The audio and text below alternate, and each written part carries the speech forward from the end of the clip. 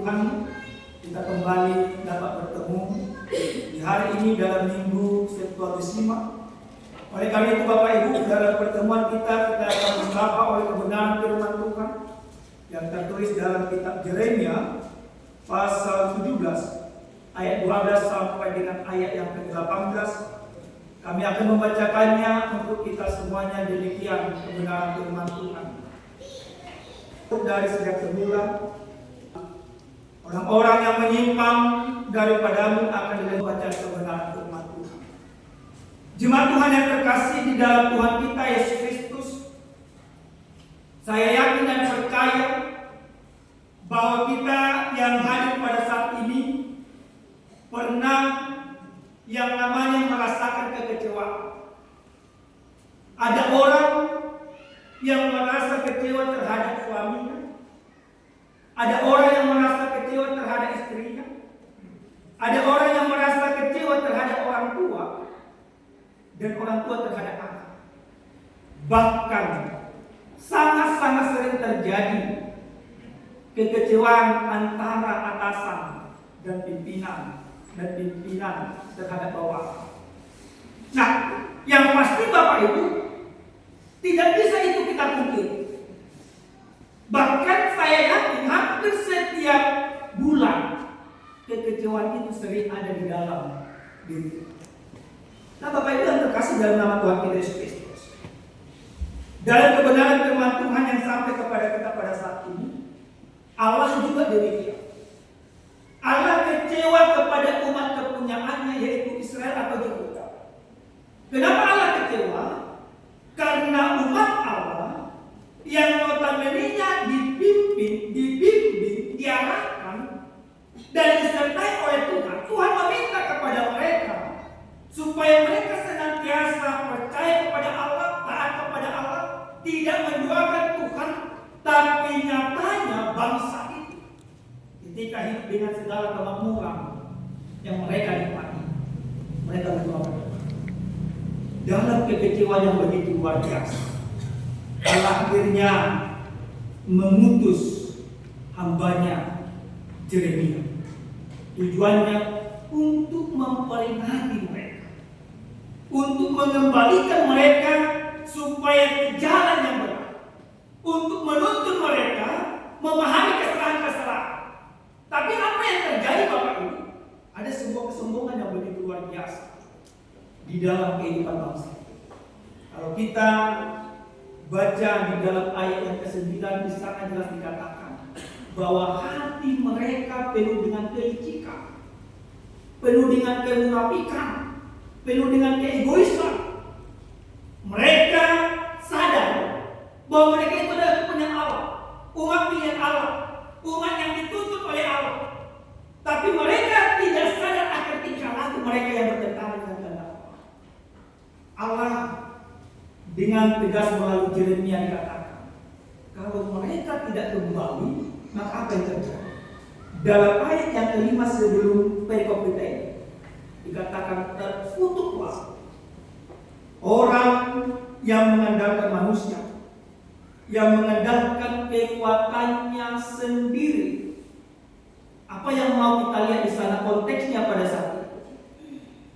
Bangsa Yehuda yang dipimpin oleh raja-raja mereka pada saat itu, raja-raja yang tidak taat, raja-raja yang yakin. Kalau kita baca di pasal yang pertama, termasuk Raja Yosia. Bangsa Yehuda yang dipimpin raja yang dipilih oleh mereka sedang dikepung oleh bangsa lain. Tapi apa yang mereka lakukan? Yang mereka lakukan tidak mendekatkan diri kepada Allah. Mereka berusaha berkoalisi dengan bangsa Mesir dengan pemikiran tanpa mengandalkan Tuhan, kan pasti menang. Tapi apa yang terjadi Bapak Ibu di akhir kehidupan bangsa Israel atau Yehuda, 70 tahun mereka dibuang, mereka menderita. Oleh karena itu Bapak Ibu, supaya jangan sampai mereka dibuang Tuhan, supaya mereka jangan sampai merasakan sakit yang begitu luar biasa, Allah menyuruh Yeremia supaya mereka bertobat. Apa yang kami katakan, kalau kalian tidak bertobat,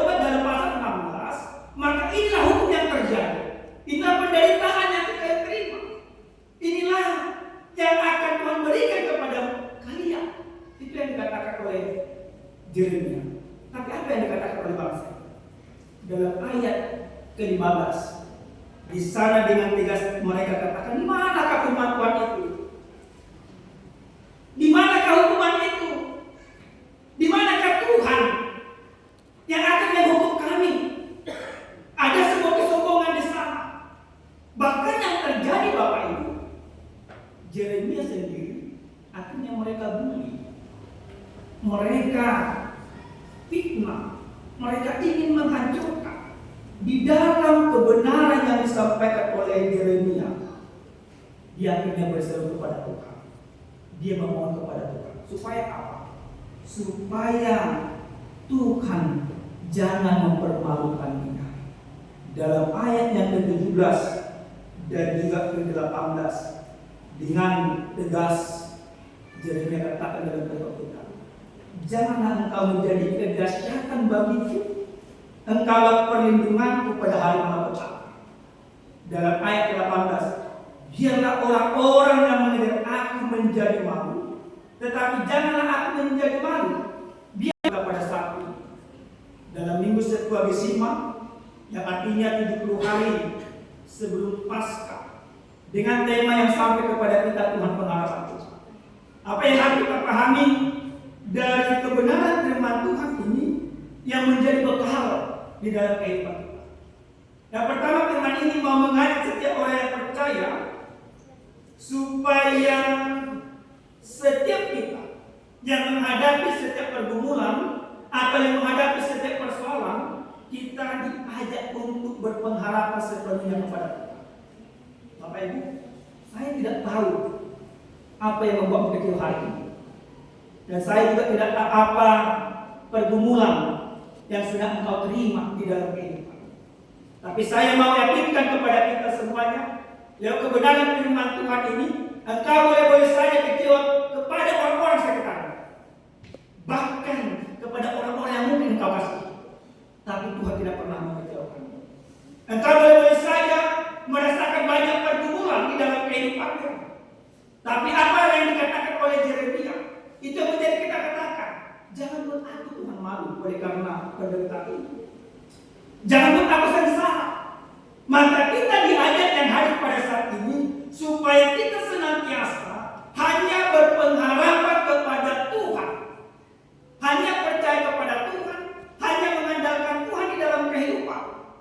Yakinlah Bapak Ibu, manusia yang ada di samping kanan kiri kita, di sekitar kita, mungkin hari ini dia bisa menjadi kawan kita, tapi mungkin besok bisa menjadi musuh kita. Tapi Tuhan yang senantiasa ada di sertamu, dia akan menjadi kawanmu dalam setiap sepanjang hari. Kita lihat pasanganmu mungkin mengecewakanmu, istrimu, suamimu, anak-anakmu, orang tuamu. Tapi ingatlah, yang tidak pernah mengecewakan di dalam kehidupanmu hanya Tuhan saja. Dia tidak akan pernah meninggalkan kehidupanmu. Maka percayalah sepenuhnya kepada Tuhan yang bangkit, yang akan kita rayakan, yaitu dari Paskah. Yang kedua, Bapak Ibu yang terkasih di dalam Tuhan kita Yesus Kristus, lewat firman ini kita mau diajak bagaimana seorang Yeremia ketika dia bergumul, dia tidak meninggalkan Tuhan. Maka kita juga demikian. Sekarang ini Bapak Ibu, saya penggiat media sosial. Ada beberapa hal orang yang saya lihat dengan segala kebanggaannya, dia meninggalkan temannya. Ada yang baru-baru ini viralkan, kalau kita lihat seorang dokter katanya, Dokter Richard Lee meninggalkan ibaratnya imannya, jadi mualaf dan sebagainya. Dengan supaya apa? Supaya trending, supaya diundang di sana, diundang di sini.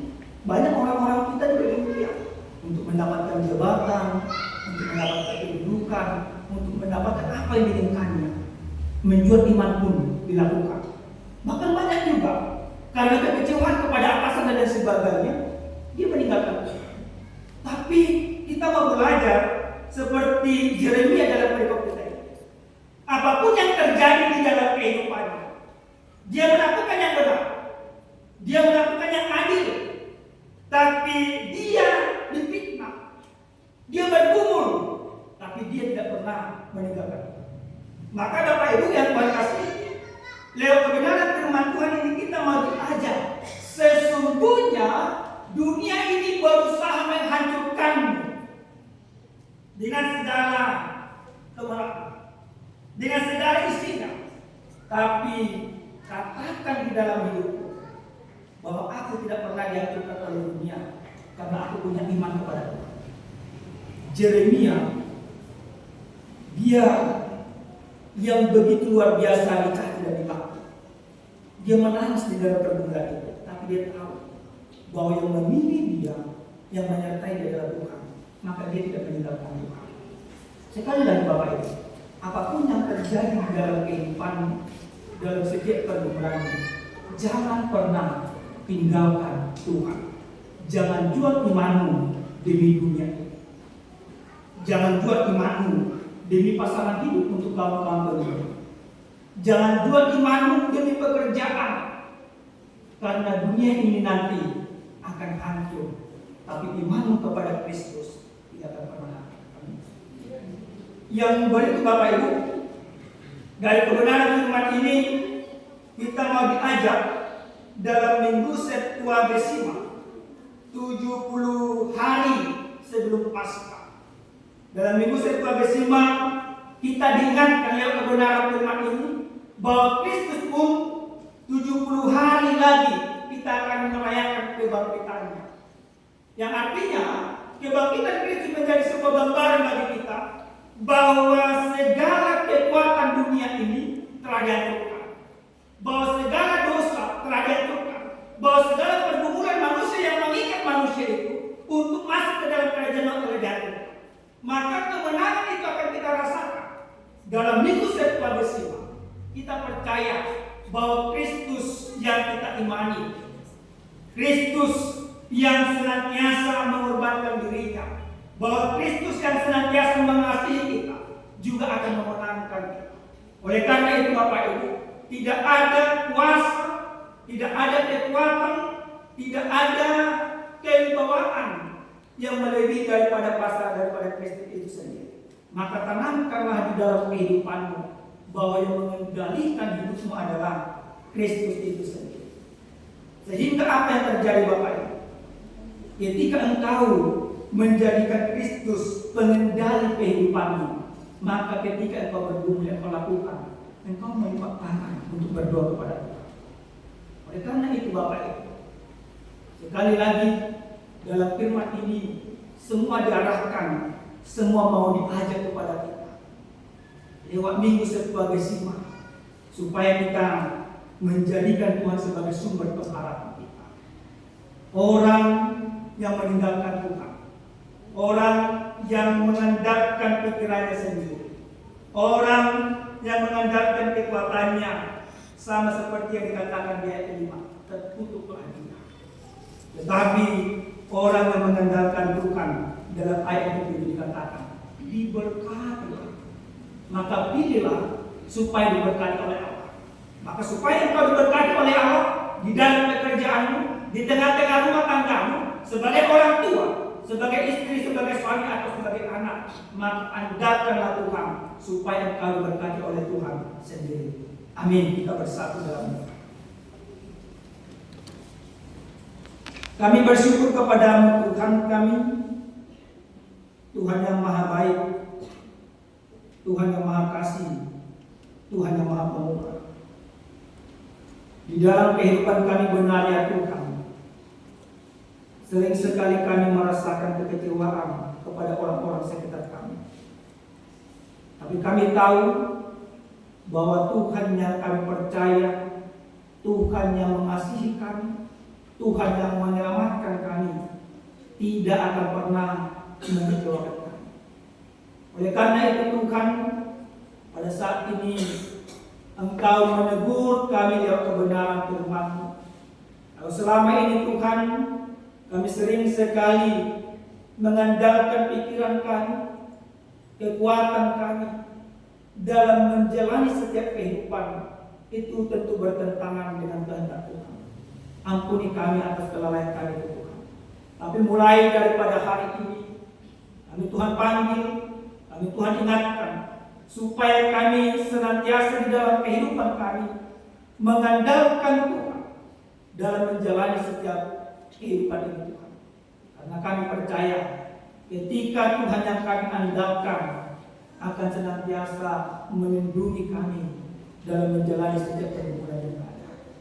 Bapak yang baik, hamba-Mu mau berdoa untuk seluruh jemaat Tuhan yang hadir pada saat ini.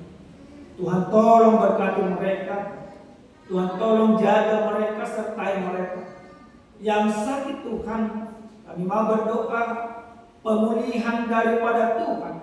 Biarlah kiranya benar-benar nyata di dalam kehidupannya, sehingga segala sakit penyakit yang ada di dalam tubuh setiap jemaat Tuhan terpulihkan Bapak.